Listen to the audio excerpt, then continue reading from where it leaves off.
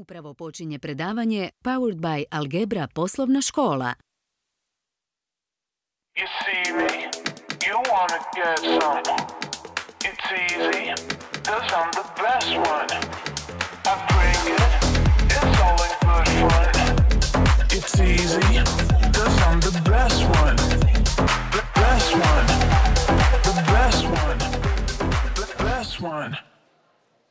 Dobrodošli su ručka. Nadam se da ste fino jeli, malo predahnuli i evo nas tu sad da se pitamo gdje je put ka sreći. Pitao se to i Bare mnogo puta, a vjerujem i mi svi skupa. Je li u šoldima sve? Zanimljivo je iz aspekta života, ali rekla bi i iz aspekta posla i benefita koje nudimo zaposlenicima, što možda većinu vas ovdje još dodatno zanima. Koga je sve bolje ovo pitati nego onoga tko zaključke bazira na poznatom harvardskom istraživanju koje traje već 86 godina i koje je pomno pratilo pojedince iz više od 700 obitelji od adolescencije pa sve do kraja njihova života, a sada prati i više od 1300 djece izvornih sudionika. Poslušajte predavanje Powered by Algebra i pozdravite doktora Marca Schulza. Good luck.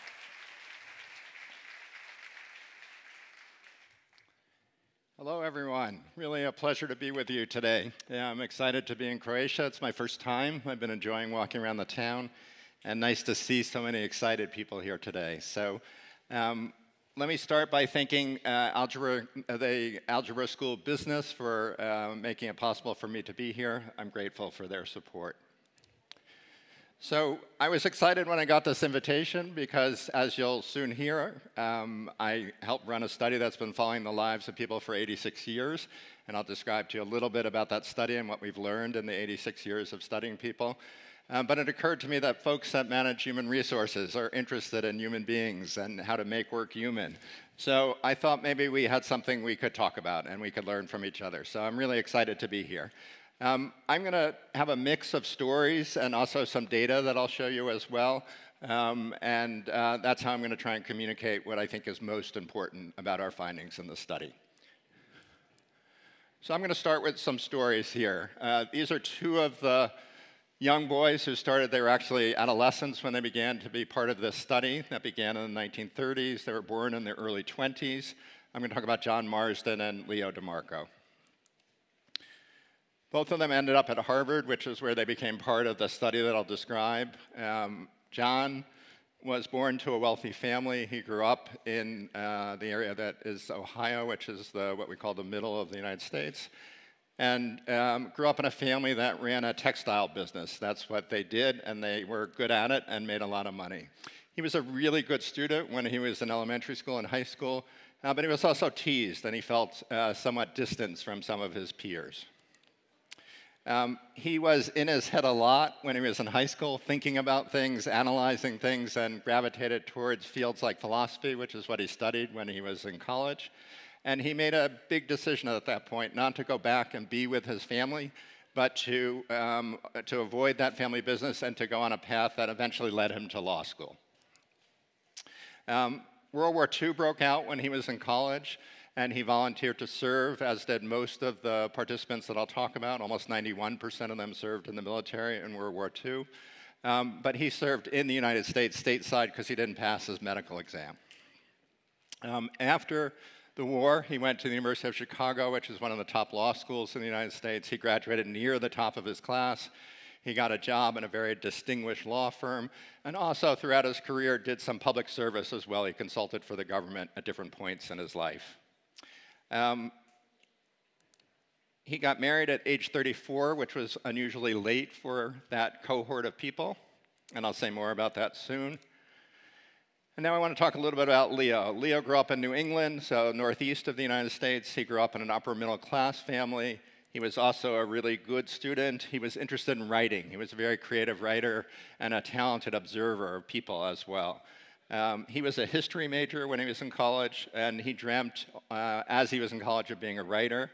The war broke out, and he volunteered to serve. He served in Asia during the war, and he kept very careful notes when he was in Asia, hoping that he would be able to write a book when the war was over. During the war, his dad passed away. Unfortunately, this was the first of a series of difficult family incidents for him. After the war, he came home and he moved back to Vermont in that northeast corner of the United States. And he moved back because his mother had developed Parkinson's disease. So he made a decision to be with his family. He became a high school teacher, teaching history, and he became a beloved high school teacher. He did that for the rest of his career, giving up his dreams of being a writer. He married early, in his early 20s, and he married a woman named Grace, who remained the love of his life. Throughout his entire lifetime, he and Grace had a really close and wonderful relationship. So let me tell you more about the origins of this study. It's called the Harvard Study of Adult Development. It began in 1938, and this was a surprising time in the United States. We were just beginning to come out of the Depression. There was also the era of fascism, not only in Europe, but also in the United States as well. So this is surprising that a study began on looking at the positive aspects of human thriving. And in fact, 2 different studies began at that time. There are 724 participants in all. 2/3 of them came from this sample, which was an inner city sample of adolescent boys from the poorest areas of Boston. Most of these boys came from families that were immigrants to the United States, fleeing poverty or oppression abroad, many from Europe, but from other areas as well. And then the remaining 1/3, very different samples. So the boys that grew up in the inner city were facing many challenges. Across Boston sat Harvard University, and the remaining 1/3 of the sample was taken from students that were at Harvard University at that time. All 724 of these participants were followed throughout their lives, and they were followed really closely. So it began in adolescence or early adulthood, and we followed them throughout their lives into middle age, to the end of their life, and studied them in late life as well. The original sample was 724 people. We expanded that to include the wives of original participants, and we also are now studying the 1,315 children of the original participants as well. So I said this was a study that followed people closely, and they followed them really closely. So again, this started in the 1930s, long before I was involved in the study.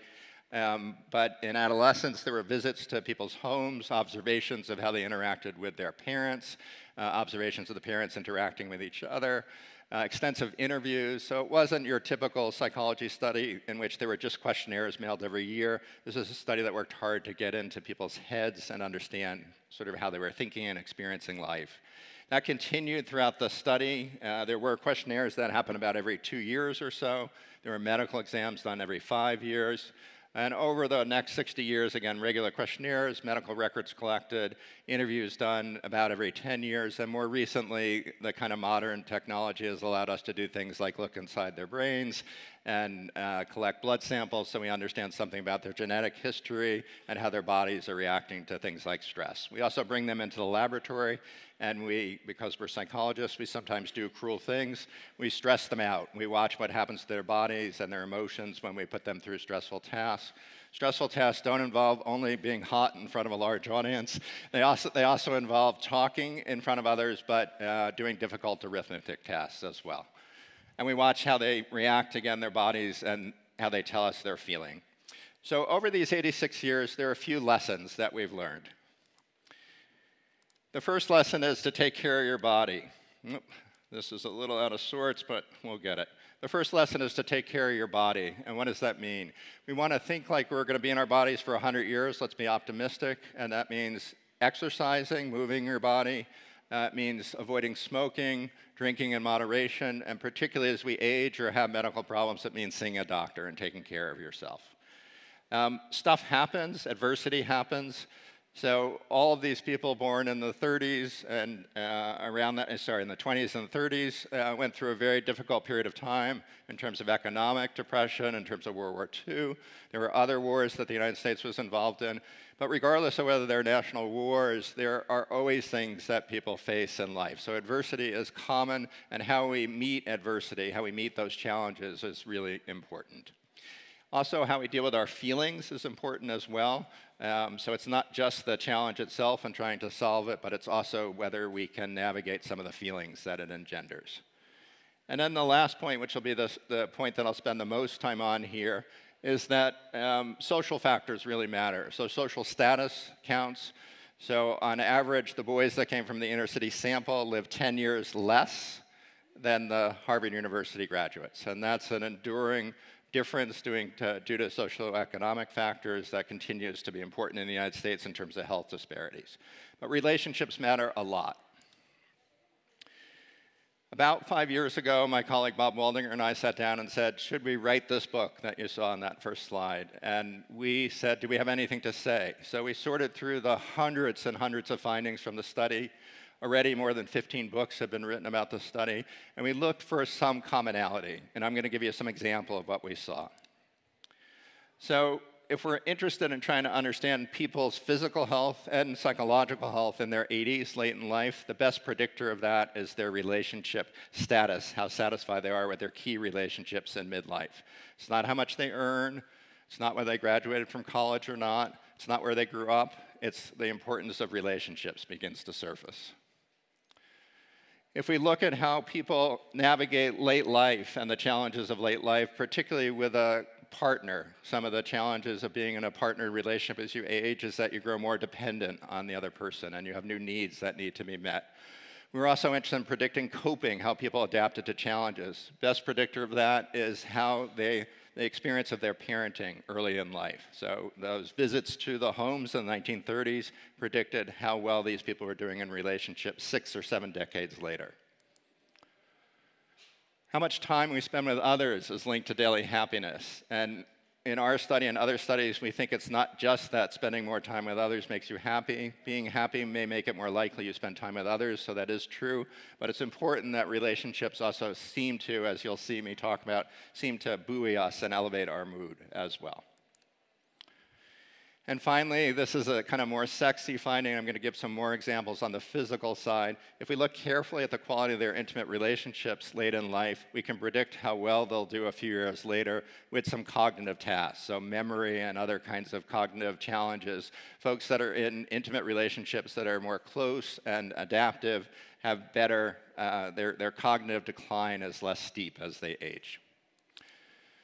So let's go back to John and Leo. We visit them now when they're in their 40s. This is 1967. So favorite part of the job. John, remember, is the lawyer. So John says he really likes, least favorite, creative parts of the job. He likes the research. So John told us over and over the most exciting thing to him is when he gets to think, when he's by himself, when no one's bothering him, when he can be creative. Least favorite, he doesn't like to push paper, he doesn't like bureaucracy. And he worked in a big firm, he talks about lots of rules and things like that. Leo, the writer, the aspiring writer turned history teacher. Teaching history, teaching general, the students. I'd hate to, as he'd been asked to do more and more administrative stuff and to help train new teachers, I'd hate to give up more courses. I would miss the students, is what he told us. Things he hates, I don't know if we have any other teachers or former teachers. He doesn't like to grade exams. That's my least favorite part of my job. So, 1975, you can see the income disparity. John is earning 3 times that of Leo. Nowadays, it'd be even more, the disparity between teachers and lawyers. They were asked a series of questions. Life has more pain than pleasure. John says true. I often feel starved for affection. John says true. A man feels good when he's able to respond to inner drives. So this is tricky, but I think John was telling us that when he is able to satisfy his own self-needs, that's when he feels happy. That's when he feels fulfilled. Leo gave very different answers. Life doesn't have more pain than pleasure. He doesn't feel starved for affection. And he talked about his family when he asked him about what makes him feel good. He senses that his family loves him despite everything. Okay, the slides, this is the translation to Croatian. The slides have gotten mixed up a little bit. It's not as much fun. You have the answers before the questions. The question is, when you're upset emotionally or sad or worried about something that is not related to your wife, what do you do? John says, I keep it to myself. I tough it out. Leo, very different answer. I go to her. I talk to her. It's very natural. I certainly don't keep it to myself. She's my confidant. 5 adjectives to describe your relationship with your wife. I should say for John, this was his second wife. First wife ended in divorce. Second wife, he says, My relationship is filled with tension, it's distant, she's dismissive, intolerant, and painful. Those are the adjectives he used. Leo, in contrast, comforting, challenging, feisty, pervasive, beautiful. Quite a beautiful comment about his marriage with Grace. Summary here, John, incredibly successful, top of his profession, well known for what he did exactly what he hoped to do when he started out in college. He became quite wealthy, but self-focused through much of his life, isolated not just at work, he didn't have close colleagues, but became distant from his second wife as well. He called it a loveless marriage, and eventually became estranged from his children as well. He was one of the least happy people in the study of 724 people. In contrast, Leo, who was one of the happiest, lost his dream to write. He didn't get to do what he wanted. He couldn't pursue his bliss. This is what my students tell me they want to do. Very modest salary, earning money as a teacher, but he was a beloved teacher and colleague, and he thrived through relationships with others, and he was quite happy, as I said. So that's the moral. I'm giving you the punchline before I go through some data, because I also want to show you some science and some findings. So good science builds on replication. This is a very unusual study. It's a remarkable study. I've been involved in it for 20 years, but long before I was involved, this was a remarkable study, and there's no other study really like it. But each study has its own problems when it comes to idiosyncratic or unusual features of that study. So it's really important that we replicate findings across studies. So when Bob Waldinger and I wrote The Good Life, the first thing we were interested in is trying to make sure our findings were robust, meaning that they were common across studies, particularly that they were replicated in studies that were quite different than the study that we did. So maybe there's something unusual about Boston in the 1930s, and we wanted to make sure that this would be true in Croatia and other countries as well. Certainly want to make sure this applied across gender, time, culture, ancestry, all of those kinds of important differences. So the findings that I'm going to talk to you about are replicated and common across many settings. We animate the book with stories, life stories and ancient wisdom, and as I'm going to end here, I try and include some actionable insights, things that we can do. So simple conclusion in our book, and this is really hard for us to do. We never say things simply. We're scientists. So good relationships keep us happier and healthier throughout our lifespan. Simple message. That's the take-home message. Good relationships keep us happier and healthier throughout the lifespan. Now, I underline healthier because I think that's the more challenging one maybe to believe that it's true, but I'm going to try and offer you some evidence to show you that it is in fact true. I want to emphasize before I continue that it's all kinds of relationships. It's not just if you have an intimate partner. It's the relationship you have with colleagues at work. It's the relationship you have with neighbors or friends. All kinds of relationships, as I will show in the data, matter. So this is one, if you can't quite see the slides, that might be a good thing. I'm going to describe to you what they did. Again, this is a cruel thing that psychologists do. They brought people into their lab, and they made a little hole in their forearm, a little punch biopsy. So they took a piece of skin off of people. And they watched how long it took for that skin to heal. They also asked people about the quality of their connections with others. In the study that I'm going to describe, it was their marital relationship. So it took on average about 28 days for these wounds to completely heal. They took careful pictures every day. The people who were in more positive relationships, their wounds healed on average 7 days sooner than the people who were in high conflict or tension-filled relationships. So I want to make obvious this is an indication that relationships get under our skin and help shape our bodies in important ways. I'm going to give you one other example through another study. This is a study of studies. So if I ask this smart audience to tell me what's the best predictors of people dying prematurely, so this is a study of 148 different studies with over 300,000 participants. This wise crowd would tell me things like high blood pressure, obesity predicts early death, not being physically active, drinking too much alcohol, and smoking, and that's true.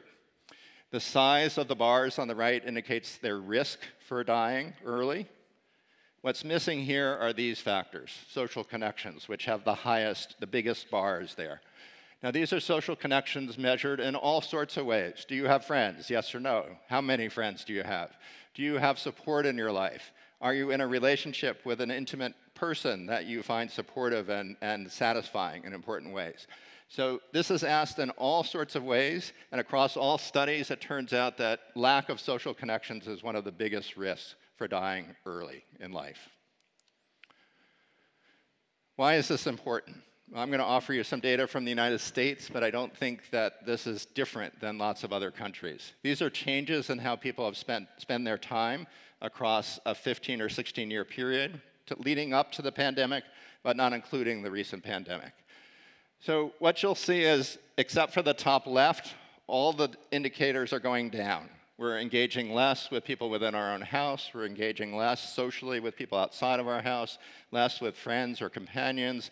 Other types of social engagement are down. That we are spending less time with others, and we're spending more time alone.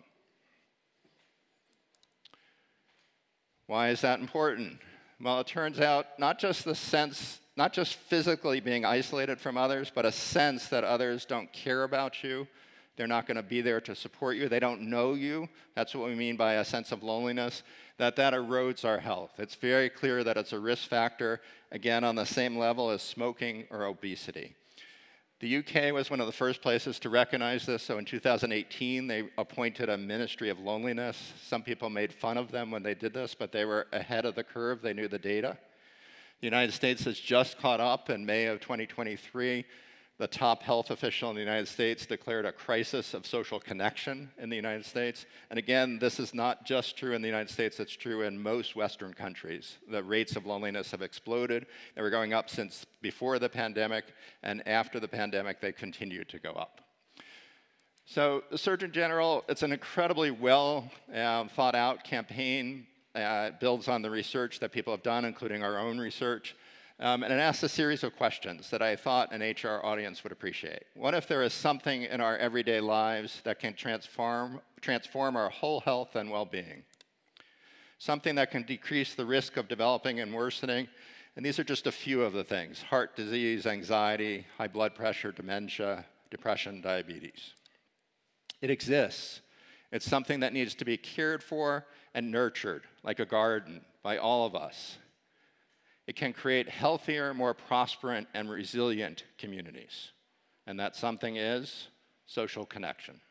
Okay, so this is the nation's top health official making an announcement that this is a public health crisis because so many people are feeling lonely or disconnected, and that there are things that we can do about that.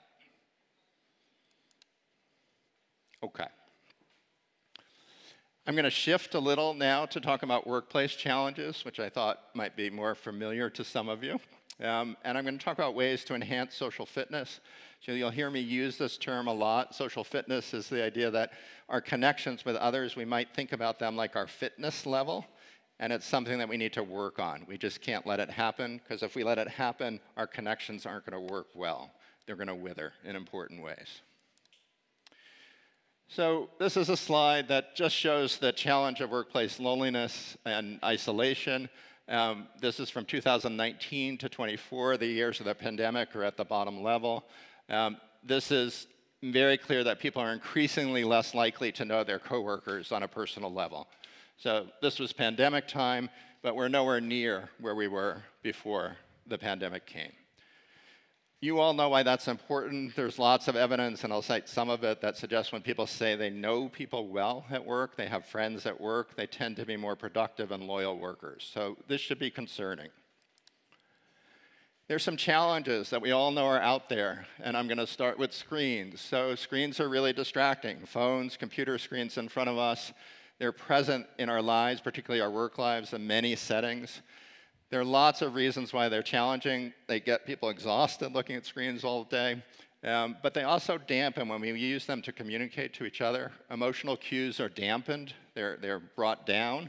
Misunderstandings are more common, and it's harder to connect. So there's more and more evidence accumulating that when we talk to people, even people outside of work that we love and care for via screens, it's not the same as in-person interaction. And some of that is obvious. When we're on screens, we can't see people's whole bodies. It's harder to reciprocate with body language, the kinds of things that bring us together. So screens present some obstacles in work settings and in life. I hope we get to talk a little bit about work in person versus remote work, but people are feeling more isolated at work. Many people are working remotely or in some sort of hybrid time, and the opportunity to connect is just much less. So in the old days, we used to have the water cooler or the coffee pot. If people are distant from each other because they're working remote, it's harder to make those kinds of casual connections that may be important both to your happiness and to the work and effectiveness of the organization that you're in. I like to put this slide in because it's important not just to blame technology here. There are all kinds of jobs that people feel isolated. So this is a warehouse factory where people are getting things to send out by mail. And it's not just remote work. There are all sorts of jobs in which people report feeling incredibly isolated and lonely. Recent survey, this is from the Gallup organization, suggests that up to 1/5 of workers across all settings feel lonely in a given day. That's a lot. It's a lot in a given day, right? HR professionals, that's tough dealing with this challenge. This is a big challenge out there. People have attempted to quantify this. So the figure that it was put on here is that loneliness costs employers over $154 billion in lost productivity. People don't want to come in. They don't want to be part of an organization if they feel that they're alone, that no one really cares about them. So there's a huge cost here. This slide also got mistranslated. It's technology, it's not translation. But there's a generational shift. So I've been teaching university students for 30 years now, and students are different than they were in lots of ways 30 years ago. Some of those differences are great, but here's a challenge I think that people are feeling in the workplace. So there's a tension for young people between wanting to be maximally flexible and have freedom, and that means no responsibilities, no obligations. And it also means that connections are problematic because they're like responsibilities. You have to tend to them. Now, the logic here is that many people say it's more efficient, that it has a transactional benefit. If I can do a Zoom call remotely, I don't have to do the commute. It's efficient. I can get my work done without having to be with people. There are costs, though, and those are the costs having to do with isolation and connection. So this is something I talk about a lot. Work is life. Many of us spend a lot of time at work. I certainly do. And if work is life, we want to get the most out of life. And getting stuff out of life means that connection is an important part of what work should be as well. This slide is just to note that young people report fewer friendships than older people do in the workplace. It's not surprising they're trying to pull away from work in lots of ways. So in the US, most people meet friends through school or work. It's quite common. I have friends like that, both from school and work. But people over 50 are 2 times more likely than people under 30 to have made at least one close friend at work. So they're not making friends and they're feeling lonely, young workers. This is a quote from this article. Jeffrey Hall is a psychologist, talented researcher. Removing the social aspect of work further encourages remote workers to keep their jobs at arm's length. So there's a cost. We asked participants in our study late in life when they're in their 80s, we said, do you have any regrets? As you look back on your life, do you have any regrets? Everyone had regrets. Most of the regrets had to do with problems they had with relationships. I didn't spend enough time with my children. I wasn't kind to my wife, to my husband. I wasn't kind to the people I worked with, and you're going to see an example in a second. I wish I had spent more time with people who were friends or kept up with old friends. That's what the regrets were about. This is Ellen. She was a manager, kind of high-level manager. And she wrote, when I look back on my work life, I wish I had paid more attention to the people who had worked for me or around me, and less to the problem at hand. I loved my work. I really did. But I think I was a difficult and impatient and demanding boss. I guess I sort of wish that I had known everyone a little bit better. So part of what I'm going to talk about for the rest is how we get to know people better at work. Okay. I like trying to understand the audience that I'm working with, so I knew a little bit about HR, but I did some research, and here's what I found. HR work is hard. This is according to LinkedIn. Highest turnover among any sectors, HR. Higher than the other parts of the festival.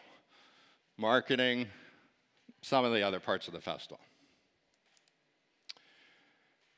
There's also this idea, and I get it, I'm a psychologist, that somehow HR folks may be particularly vulnerable because they're empathic.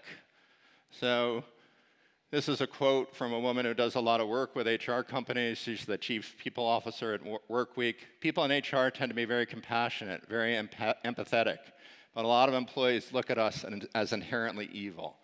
That's hard if you can understand what people are feeling. It's hard to feel that. Okay, so sometimes I say in my talks, we're going to go on a little trajectory, a little trip together. I'm going to spend the first part bringing you down, and that's where we are, and then we're going to turn and we're going to talk about the things we can do. So how do we address this challenge? Because I think there are things that we can do. So the challenge, I think, is building a culture and community where people and connections matter and where workers want to be with one another. So it's not just that they want you in the office, it's that I want to be in the office, right? How do we do that? So first step, and I'm borrowing this partly from the Surgeon General, the top health officials report, we can think about work as a kind of infrastructure that promotes social connection.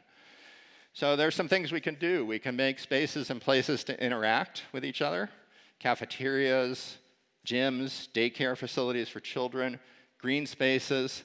Activities are particularly good because doing things alongside others tends to promote connections. So gyms are really good, community gardens are really good at that. Eating is good too, that's an activity. Policies and procedures that foster social connections. So that slide where I tried to talk about that tension that young people are feeling between wanting freedom and not having obligations or connection, that we need to stop thinking about things only in terms of efficiency, that there's a cost to human connection if we're just worried about efficiency. This is hard. I fight this battle all the time at my university. The pandemic taught us that we could be apart and still do most of our job okay. I think not as well, but okay. So we have to be able to emphasize that connection is important. And one of the ways that we can do that is that we can model the value of social connection. So for me, it means, for example, in the work setting that I'm in, coming to class early, not so I can get organized, not so I can get my slides up and all that stuff, but then I can talk to people. So when I teach, I come in early, I go away from the computer, I approach students who all are on their phones, and I start to talk to them. And then I start saying, oh, right, you're from Massachusetts. Susan is also from Massachusetts. Do you know Susan? So I'm trying to model for them what I think is important. Besides learning, which is important, there are other things that are important. This was a university that I visited in the Midwest. This is one of their big campaigns, Extraordinary Together. So really clear messages about the importance of connection and people. I love this, from the bottom to the top, that we are only extraordinary when we do things together. It requires everyone's commitment.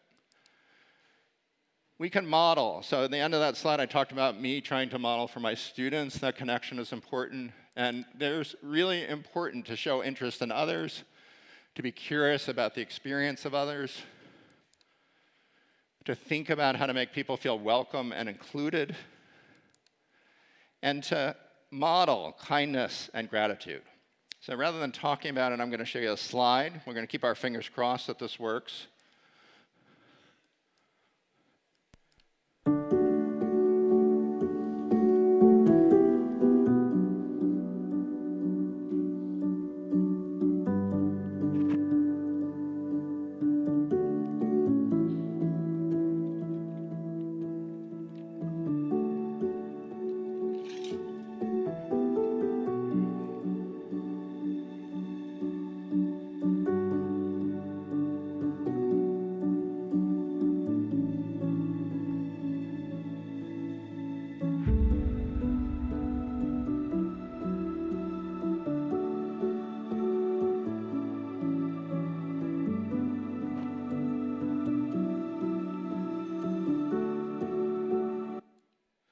So I like that, it worked. Simple, right? Taking off the jackets, they're gonna get sweaty and wet anyway, the soccer players. But my favorite part of that slide is the second soccer player who doesn't really want to take off his jacket, but when the first person does, he takes his jacket off. And then it goes down the line. So modeling is incredibly simple. So that means leaders at all levels really need to walk what we would say walk the talk. They need to show people what they're doing. So social fitness, how do we hone it at work? How do we make people more socially fit? So I said that the metaphor is a physical fitness metaphor, and it begins like you might begin an exercise plan. What kinds of things do we need to work on? What's working well for us? What are the holes in our social connections? We know from our participants that connections wither if they're not tended. One of the interesting things about following folks from the same university for 86 years is they would come to us and say, do you know Joe Smith? He was my roommate. You're from Harvard, so you must know him, right? This is the person's roommate who they were close to, and they've lost touch with them. So we know that connections wither. They really need to be tended to. Means we need to be intentional and proactive. We can't kind of be on automatic pilot. This is also true in workplaces, really important to be intentional. First step I said is taking stock and assessing how you're doing. Second step is leaning into those connections that we call energizing, that give us a boost, thinking about what makes them energizing. This could also be an effective work relationship that helps you do work better.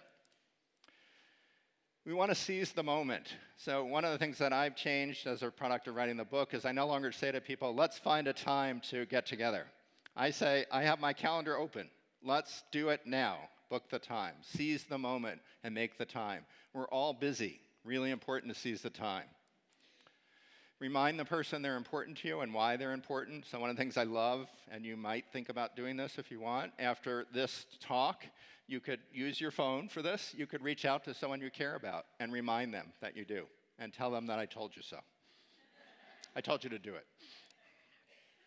We can reconnect with people that you've lost touch with. So we don't need to only depend on the people that are in our current world. We can go back to university life. We can go back to friendships that we had before we moved to a different city.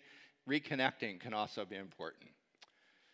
Now, if we assess our relationships, we'll also learn that some relationships are depleting. They take energy away from us. They're difficult. Sometimes that's people in our family. Sometimes it's people at work. Those are important too. They may require work, but it also requires some sort of mutual commitment to work on. So important to assess that as well.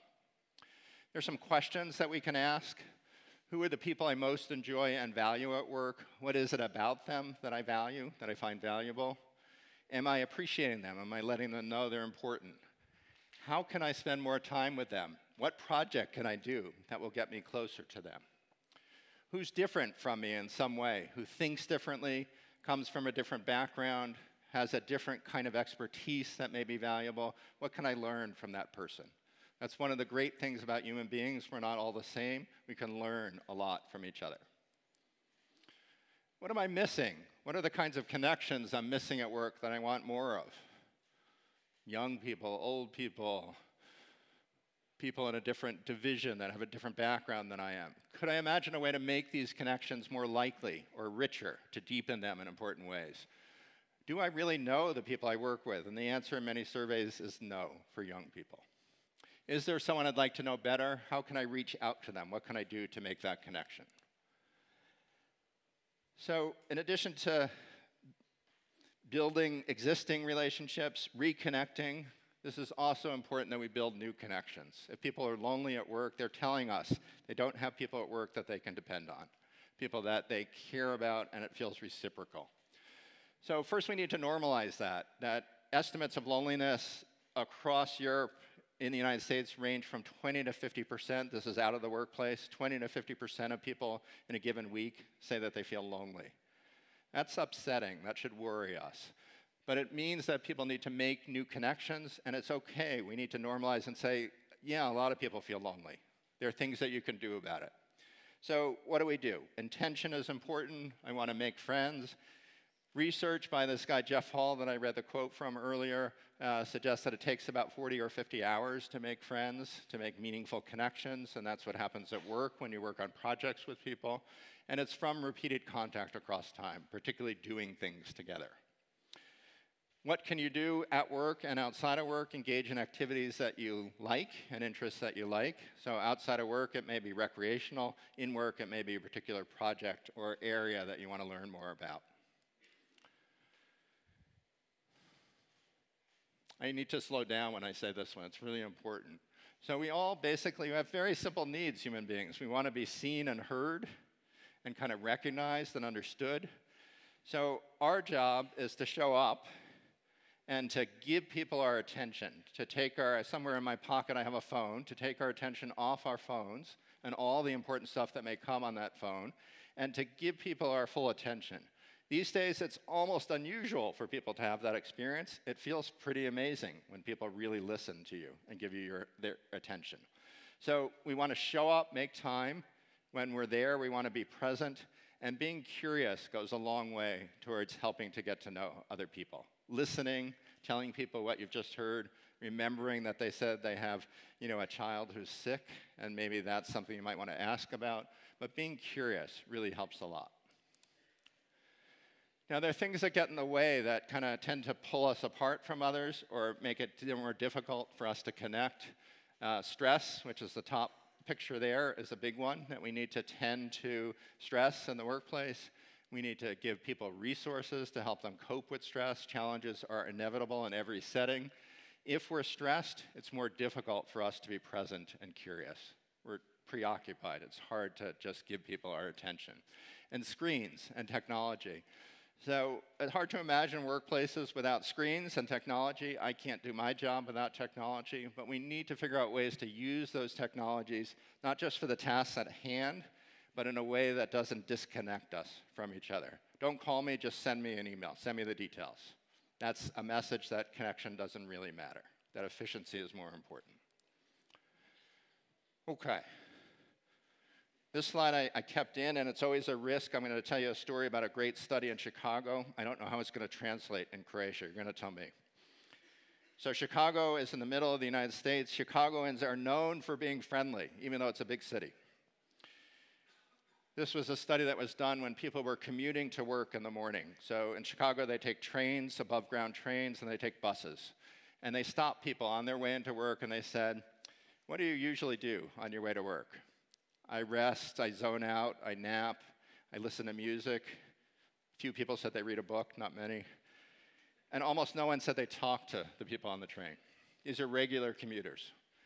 Psychologists doing cruel things. This is the third one. They randomly assigned half the people to talk to strangers on the way in, and the other half were just supposed to do what they normally do.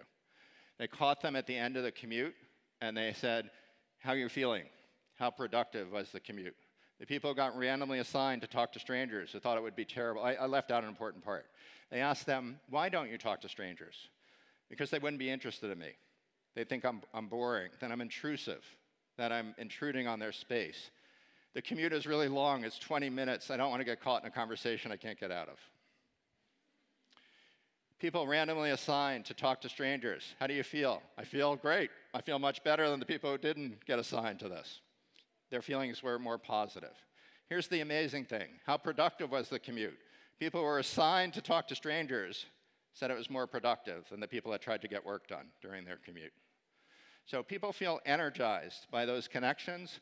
And the other point I want to emphasize is they don't think it's going to help them. They think it's going to make them more miserable, not happier.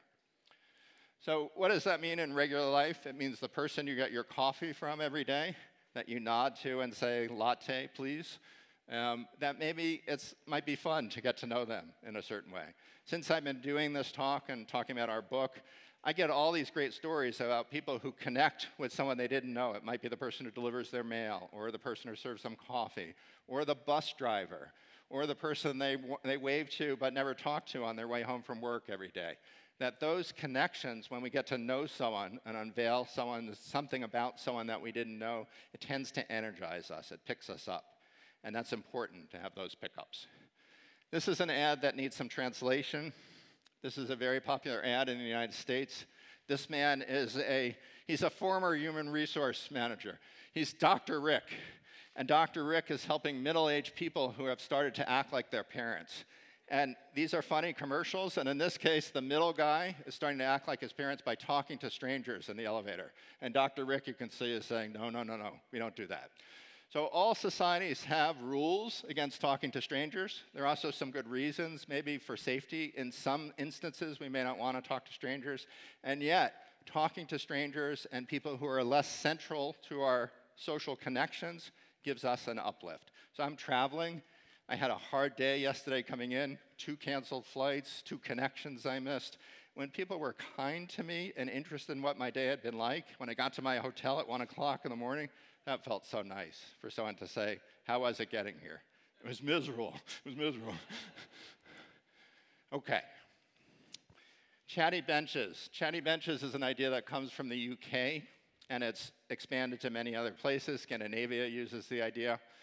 You go to a park, and the park has a lovely bench, and you sit on that bench, and someone else sits next to you, and you're not sure whether you should talk to each other.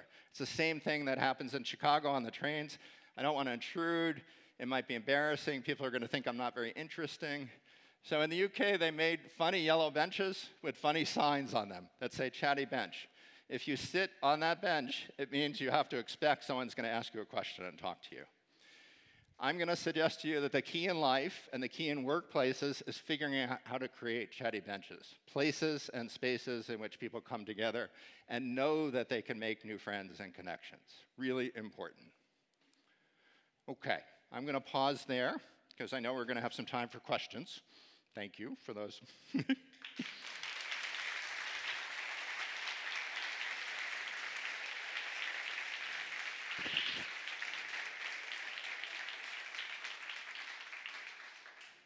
Thank you, Mark. Thank you.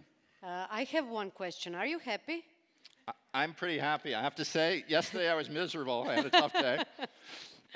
Beautiful place. I met interesting people. Yes, I'm happy. But I'm not happy all the time, right? So that's important. Life isn't only about being happy. It's also about meaning and connections. Meaning is important in work. And I have tough days. But generally, yes, I'm happy. I thought you will say it's because of my lovely wife and stuff, but... She's not here. But she traveled with me. So I am lucky because of my family. That's absolutely right. But it's also friends and colleagues. My colleague that I wrote this book with, that was on the last slide, he's a friend that I have for 30 years. I feel quite fortunate to work with them. So I do feel happy and lucky because of the people who surround me. Yeah. Thank you. Great. So do we have some questions for Mark? Samo mikrofon čekamo. I love questions, by the way. I don't know the culture in Croatia about asking questions, but I like questions and discussion. So. Yes, thank you for the opportunity. I would like to ask you if there is anything known about the root cause of the phenomenon that we are now witnessing, which is like being unhappy due to social distancing, loss of connections. Yeah. If it's natural to human beings to connect, to interact, what has caused the current pandemics? Yeah. Is it just technology or something else? It's a great question, right? So, and the answer is complicated. It's not just technology, but technology is part of the story. So I'm going to begin thinking about thousands, maybe even millions of years ago. We're built to be social. We evolved to be social. We need other people to survive. That was why we became social, to be safe and protected. So why is it in this modern era, with all the smart things that we've learned, we've created conditions in which we feel isolated? So it's a really important question. And I think there are lots of reasons. If I took a poll here and asked how many people moved from the home that you grew up in to a city for the job that you now work in, many people would raise their hands, is what I would expect. So one of the things that's changed is that we're migrating away from our family and our friends that we grew up with. At the same time, these technologies that have the capacity to bring us together in such important ways. During the pandemic, it was amazing to have video-mediated communication. They also leave people feeling like they're missing something. And they also distract us. So technologies are causing problems. This is a big discussion in the United States, whether young kids and adolescents should have cell phones that allow them to access social media or not. It's a serious discussion that's taking place. And I think that technology is part of the problem, but it also can be part of the solution. That instead of allowing the media companies to figure out what the smartphone should be used for and how to make money, then we need to think hard about how to use the technologies to bring more connections. And I think there are smart, thoughtful people working on that. Pandemic doesn't help. Wars don't help. Political divisions don't help. So in the United States, those are all issues that have tended to make people feel more distant from each other. So the answer is it's much more than technology, but it is curious how we put ourselves in a position given how social we are. Yeah. What else? Hi, thank you very much for very inspiring findings. I wanted to ask something more, if it's okay with you to share. At the beginning, you said that the study has continued to incorporate the children Correct. of the initial. Are there any findings that you could share about that? Is there some heredity to the viewpoints of life and something like that? So, thank you. Yeah, great question. So we're just beginning to make sense of the new data. We started collecting data just before the pandemic, and then the pandemic came and we became quite interested in how people were adapting to the pandemic. We're also trying to lean into technology and to understand how people are using technology to navigate life and connections, so those are all important things.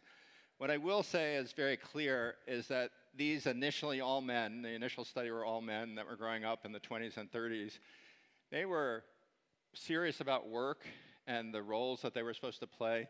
They didn't talk a lot about themselves, and they certainly didn't talk a lot about their vulnerabilities. They were supposed to be independent and tough. Again, in the college sample, 91% of them served in World War II. They said it was the worst and scariest experience of their lives, but they also told us in many ways it was the best experience of their lives. They worked closely with other people. They put their hands literally in the hands of the people that they were fighting with, and it was quite meaningful. They thought they were helping to save the world.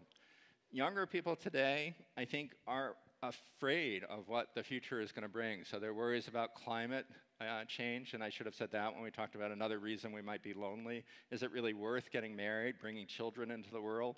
These were questions that a previous generation didn't ask, even though the world felt like it was falling apart at that time as well. And then I would say younger generation, much more able to talk about weaknesses they have and things like mental illness. Very big difference there. The study has changed as well, so we're asking different questions. In the 1930s, we didn't think it was a good idea to ask people about their sexuality other than heterosexual relationships. Now we know that people have different kinds of sexual identities and different kinds of sex lives.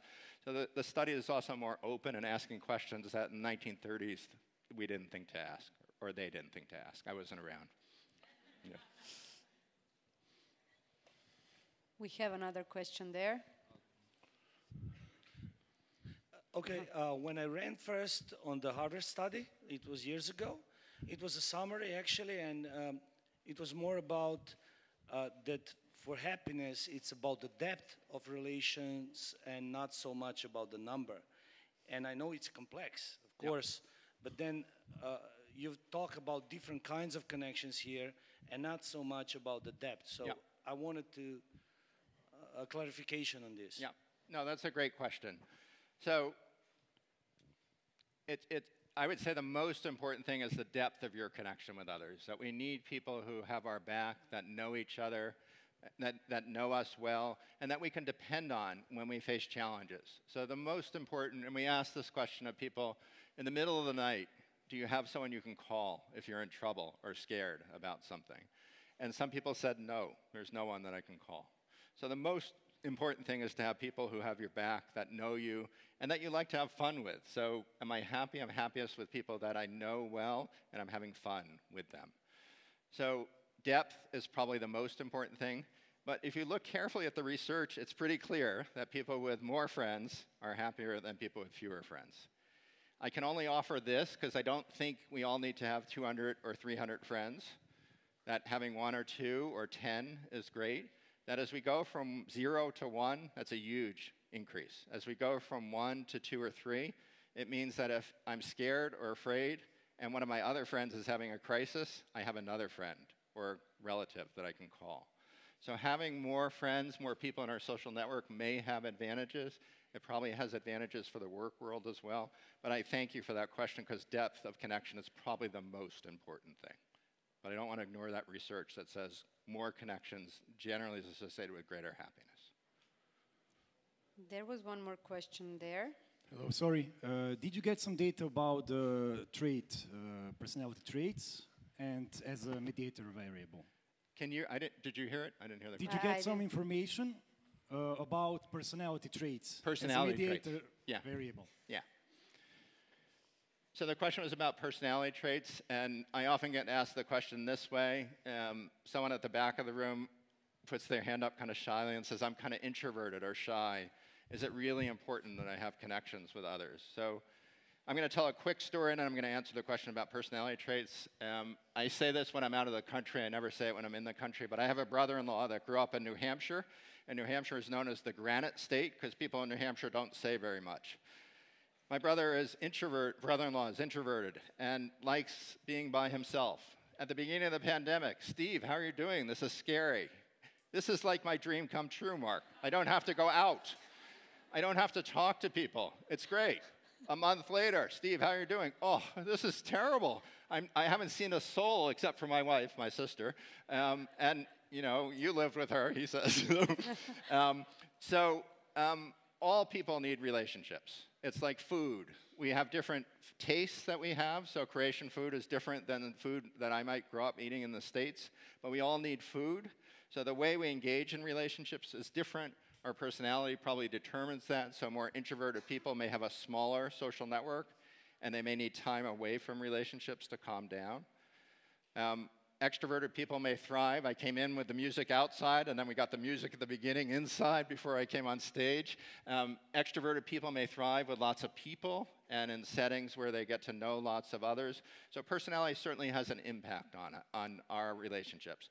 We also know from research that there are some dispositions and traits that make people more likely to feel lonely, and those are folks that we need to watch out for. That's important that we look out for them as well. We have one question here and another there, but here first. Did you find any gender differences in the study? And what happened when you included the wives? Not in a, just I'm interested, like, is there a correlation between how do they feel about the relationships and, in that sense, not in a mean way. Yeah, so again, good question. So we say this in the book. When we reached out to the wives and asked them to participate, the first thing they said is, it's about time. Yeah. And they were right. This was 20 years ago. It's about time. For both husbands and wives, the quality of their intimate relationships has a huge impact on how happy they are in life, how they're able to navigate other relationships. So we're not only happiest when we're in good relationships, but we also tend to be braver. We tend to be more courageous in doing things that may be important, in growing in important ways. So someone asked about whether I'm going to say I'm happy because of my family. I am traveling with my wife, and I don't always travel when I give talks with my wife, but I love it when I travel with her. And she's not here. She's heard me talk before. She doesn't need to be here. But before I left, she said, do a good job. And that feels good to have that kind of support. So we all need that connection. It helps us explore. If you go to a playground and you watch little children, they see someone that they're interested in, but they're a little nervous. What do? They look back at the parent. Is it okay? And the parent goes, yes, it's okay. It was okay. And so we, as adults, we encourage our partners to do things, to be more creative, to take risks. So it's important for both. Are there gender differences? I would say the biggest gender difference is in the quality of the relationships. There's lots of anecdotes that women are better at keeping up relationships. The evidence is that we're not so different in most of the research, that men and women are pretty much overlapping on most dimensions related to friendships. Women may have slightly more friends. They may talk more with their friends. It may take men more time to figure out ways to talk to each other. But the differences are smaller than we think, and they're growing smaller with each increase in years. The whole question of gender has changed as well, of what we mean by gender. So I think it's important we think about it.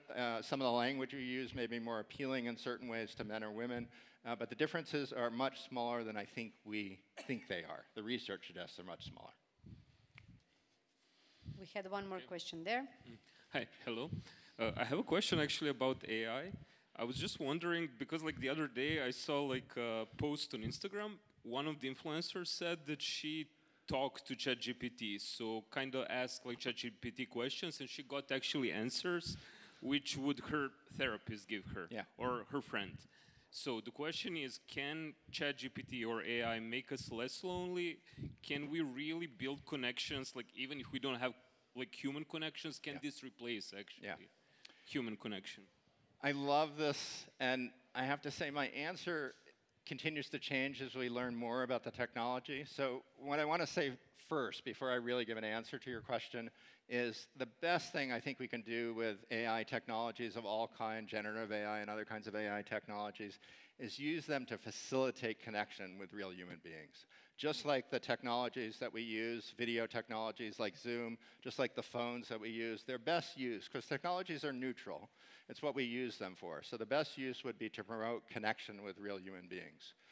Do I think chat bots driven by AI can replace human beings? I'm starting to worry they might be able to, but I'm not sure that's a good thing, is what I'm worried about. So let's take the instance of therapy, because you asked partly about therapists. I'm a therapist by training. I'm a clinical psychologist. Doing therapy, becoming a therapist is very challenging. You're making lots of decisions very quickly. Would I like to be a therapist with a ChatGPT bot in my ear saying, you have two choices at this point when you're with a client. You can ask this or that. That would be great. Do I think a chat bot could replace a therapist? For some kinds of therapy, yes. If you're afraid of public speaking, for example, there are things that you can do to gradually habituate to become less nervous about public speaking. And I think there are things ChatGPT bots could do. And it's not the kind of therapy that's really difficult and involves lots of difficult decisions. I do think for some people they're going to be very attractive, that people already have relationships with things other than animate people that fulfills them. So dogs and cats are great, animals, so I bet everyone's thinking about our animals, okay? And they're great.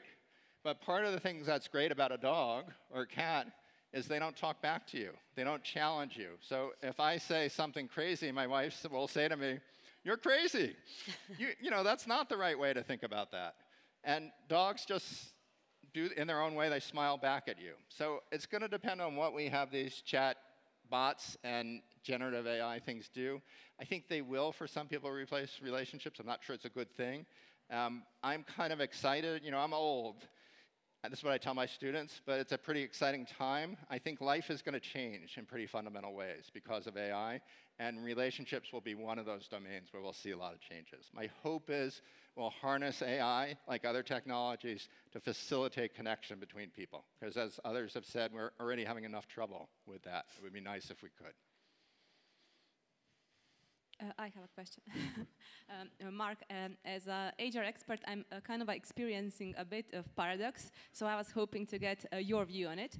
Yesterday and today morning, we were discussing the back to office as the remote work kind of tends to, let's say employees are not that keen to have people working remotely as they were during the pandemic.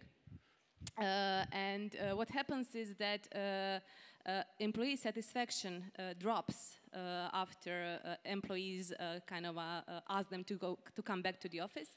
And now you said that people are getting lonely, and yeah, so for me that's like two different things, and still happening in the same on the same continuum.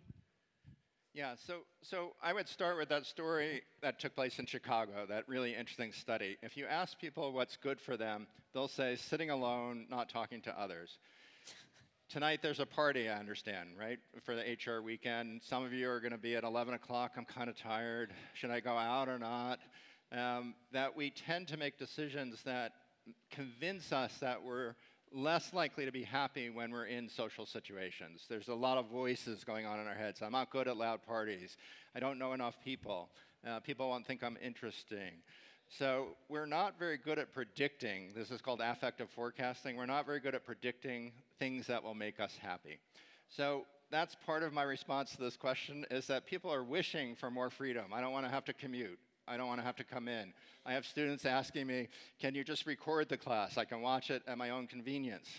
And I say, am I that boring? It's more fun to be there in the class, isn't it? And they say, maybe. So we often make decisions that favor our freedom and efficiency, but they end up not being good for us. And I think this is a situation where, yes, a lot of people want to do things remotely. It's easier.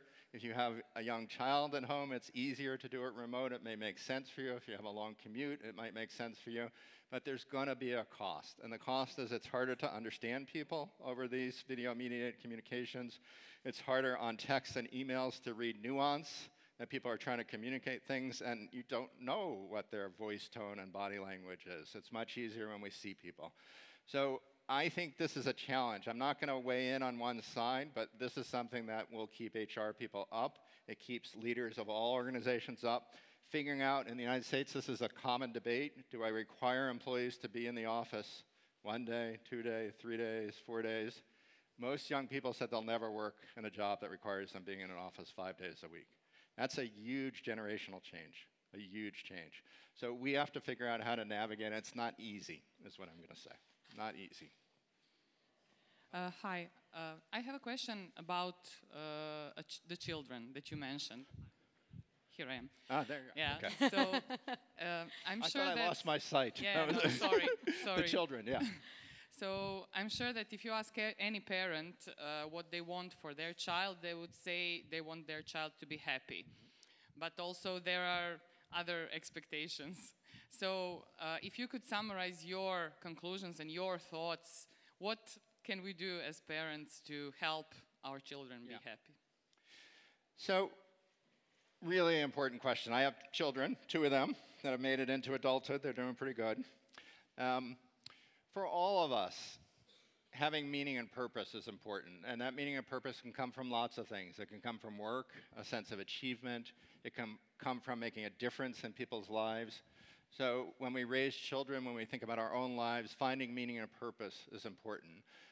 When people finish work, when they retire, that's another occasion, a transition where finding new meaning and purpose is important, but we often leave out the new connections. One of the reasons why retirement is hard is that people need to find new playmates, new people to do things with, because they lose those connections that they had at work. So for younger people or parents raising kids, I think helping your child get excited about things that give them pleasure, not just play and video games, but things outside of that. It could be school, it could be work, it could be something creative. That's important. I think we also want to help them and model for them the importance of connection. So your relationship with your partner, with your mother, with your sisters, those are important things to model for other people. And then I think this is something we talk a lot about in the United States. There's tremendous pressure on adolescents now to achieve and to go to the right school and to find a good job. Really what we should be worrying about as parents is, are our kids going to be doing well, happy, and adapting well when they're in their 20s and 30s? It's not all about where they're going to go in terms of school and the kinds of jobs that they're going to get. So I think we need to take a long view as well, and sometimes that may mean some short-term pain or challenge for a child, but it may also be a payoff in the long run. So it's not only about immediate happiness, it's also about a long-term happiness. And I want to repeat what I said before. It's impossible to be happy all the time. So by the time the 4th plane didn't work to get me here to Croatia, I was really unhappy. My wife and I were unhappy. And that's okay. It's also an amazing thing to come together with people who are experiencing something else other than joy. I used to work with kids that were dying of cancer. It's not a particularly joyous experience, but boy, it was quite an honor and a privilege to get to know them and their families as they were coping with this challenge. So life isn't only about joy. It's about meeting challenges, understanding other people. So that's a long answer to your question, but that's how I would think about it. Hello. I have a question regarding a theory that's called a third place. So, for instance, we as a younger generation are suffering more and more each year by not having another place actually to vent down, to actually connect with other people. People in last few years lost that ability to actually after work go to another place, like for instance, like men used to go to a bar to actually connect with their peers, to talk about similar topics, to actually vent about their problems in life.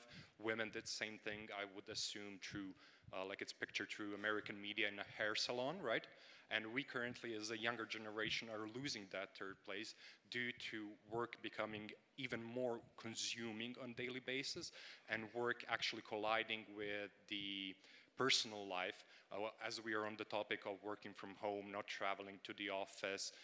What are your thoughts about the third place and how we as a younger generation can improve that? Because I think that more and more young peers are actually choosing activities and extracurricular activities in which they're actually isolated from the people around them.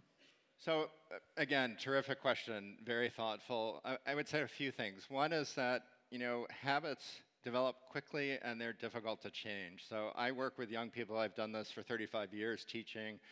And young people who grew up, younger than you, who grew up during the pandemic, were in high school, even in college at that time. You know, it was a scary time. We were socially isolated. Classes were held remotely. And one of the things students learned is that they don't have to get out of bed. They could sit in their bed with their phone, watch videos, chat with friends. They could even get food delivered. Even during the pandemic, they could get food delivered to their doorstep.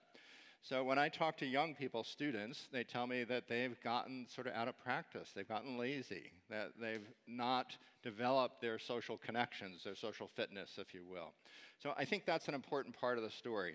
I don't want to negate at all the way in which work can become consuming, and we need to be careful about that in all sectors. If we work too hard, it is hard to be connected. Again, we end up being stressed, and it's harder to connect.